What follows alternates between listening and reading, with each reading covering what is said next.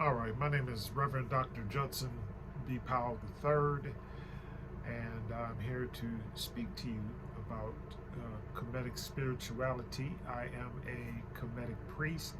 I am also an apostle. I am also a mystic, and I'm also a New Age prophet. All right. With that being said, what I'd like to talk about today briefly is just Mayat, is our goddess Mayat, and her principles and the things that are incorporated within her principles. All of these things are written. They are written in the Metanetter. They are also expressed in the artifacts and in the hieroglyphs. You can see many of these things are demonstrated in these different areas. So those are things that we can definitely see. Let me turn that light on. It's like right in my face. But anyway, so with that being said, let's go to to Mayat. Her first, the first seven principles of Mayat are truth, justice, harmony, balance, order, reciprocity, and propriety. All right, so those are the seven core principles of Mayat. And why are those things important? Because most people, they long for those things. Those are the things that they long for. You long in your life for truth. You long in your life for justice. Most people, that's the next thing that I was getting ready to post on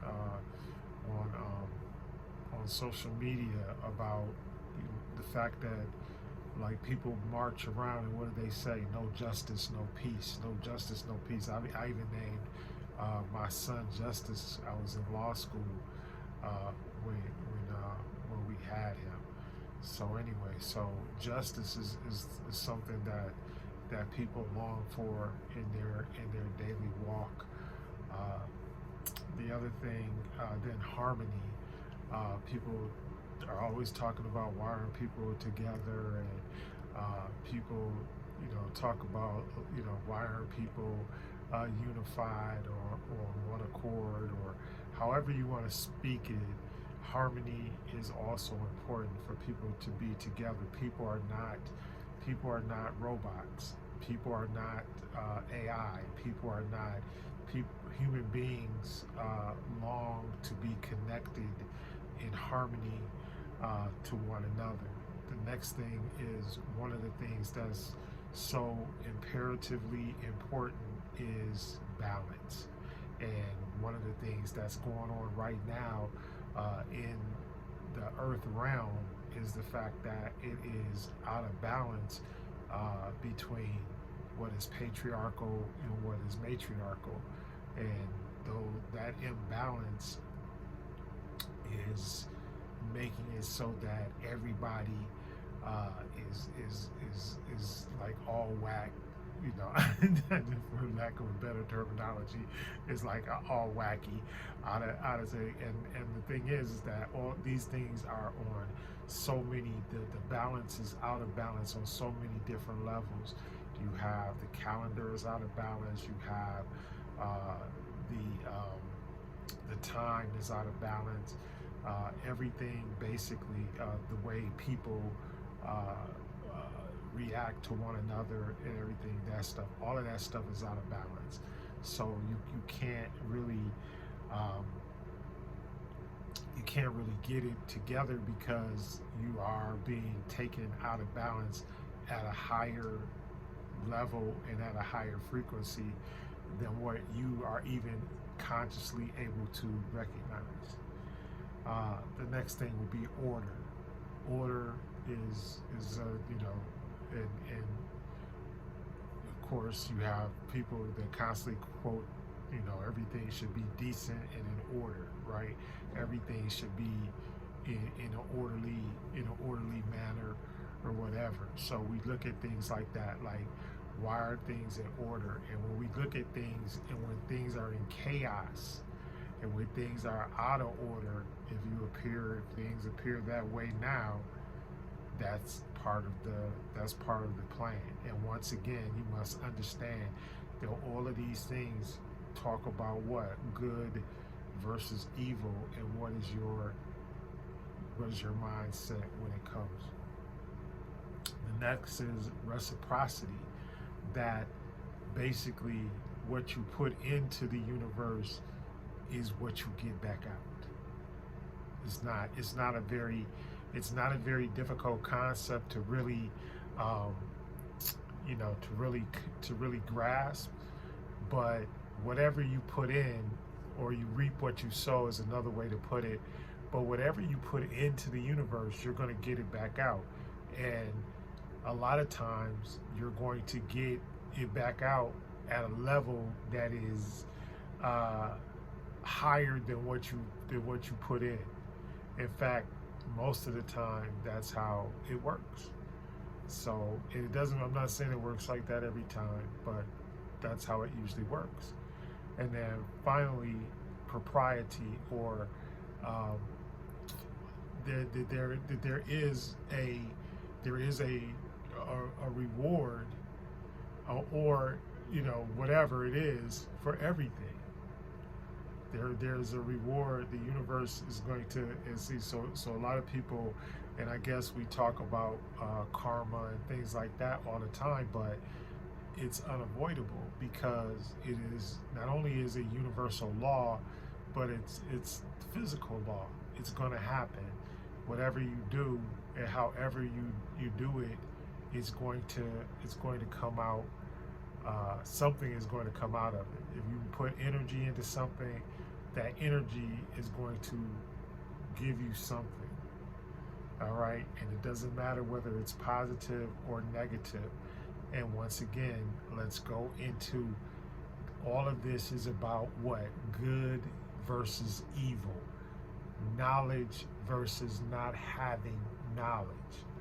The tree of good and evil, the tree of knowledge, the tree of life. Okay, think about what those things are saying. I'm not saying it to look at it from a scriptural standpoint. I'm saying look at it from a thought standpoint, and then look at what does propriety mean to you. Are you receiving whatever it is you're doing? Are you receiving anything? Are you receiving fruit? Is whatever's going on fruit? And that's another thing. Everyone keeps talking about discernment. Discernment, this discern this, and can you discern that? And knowing about the discernment of the times and all of these kind of things. Well, and the other thing is, I hate when people say or call it new age or whatever. This is not new age. This is 75,000-year-old age. Just bringing back and saying, look, this is how our ancestors lived in antiquity. This is how they lived during all of that time. And they had many dynasties and many kingdoms and many queendoms and pharaohs and all kinds of people that ran things, and they did not have breaks in this stuff. This was a consistent pattern of our people being able to rule themselves, govern themselves, and be civilized, and also be morally charged, be morally correct, or to have a moral compass. And so when you look at truth and justice and harmony and balance and order and reciprocity and propriety, you look at those principles, you look at those 7 principles, and you have to understand that those are the things that our nature as human beings desires. And that's what our system, that's what our Khemetic system is all about. It's about the fact that we are human beings and we have a certain nature. And the fact of the matter is that our ancestors studied our nature and knew our nature prior to everything that was going on. So we always knew that there were certain things that were going to go on, or certain things that were happening, and the reason why we knew those certain things were happening is because we already understood what we had the propensity to do, right? That we could do certain things. So whenever you look at rules, in fact, whenever you go through anything historic and you look at rules, laws, or anything like that, those are things that you have the ability to be able to do if you don't keep yourself in check, right? If you don't keep yourself in check, you have the ability to do almost anything. And everything is about what? It's about self-control for the universal one, because everything is connected. So what our system says is, make yourself better. Make yourself better so that you make yourself better for the whole. Everybody out there should be trying to make themselves better for the one, because we're all, no matter what we say, we're all a part of the one. Whether you're the president or whether you pick up the garbage, you're still important. I remember back, there was a garbage strike in New York City. How did that work out for y'all when you didn't have anybody picking up your garbage? It didn't work out any good because it was very funky and there were rats everywhere. So, and it's the same thing. So, and when well, I don't want to even get into the political thing about the president or anything like that. That's not what I'm here for. I'm here for your spiritual well-being, and to understand that these things are dealing with your nature and how your nature affects you and how it affects people around you. And so you start off with Mayat, with those 7 principles, and then as you go forward in those 7 principles, what you want to start doing is, then you want to go to the negative confessions. And so the negative confessions, and by the way, that's where the Roman Catholic Church gets the whole thing about confession. But it wasn't that you would confess like they have you confess. It was confession to yourself. So the negative confessions are you confessing to yourself. They're not you confessing to anybody else. These are things that you want to say to yourself in the mirror. You want to look at yourself in the mirror and be able to say these things in the mirror and know that, and in some books it calls them the declarations of innocence, that I can declare myself innocent of all of these 42 things that the ancients, that our ancestors felt were important.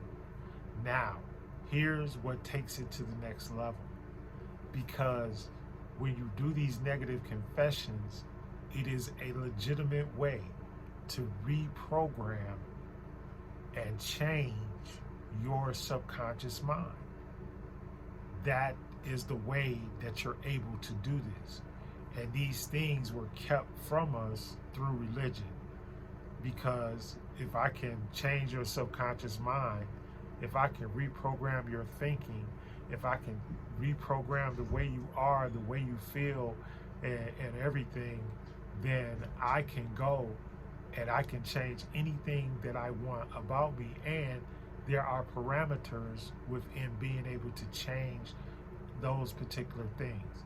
So that's what it's all about. So start off first with those 7 principles, and then go into the 42 negative confessions and understand that those things, that saying those things aloud to yourself, can actually change your subconscious thinking, your subconscious mind, and ultimately your behavior in your life. Thank you for watching, Once again, my name is Judson Powell, and welcome to Spirituality.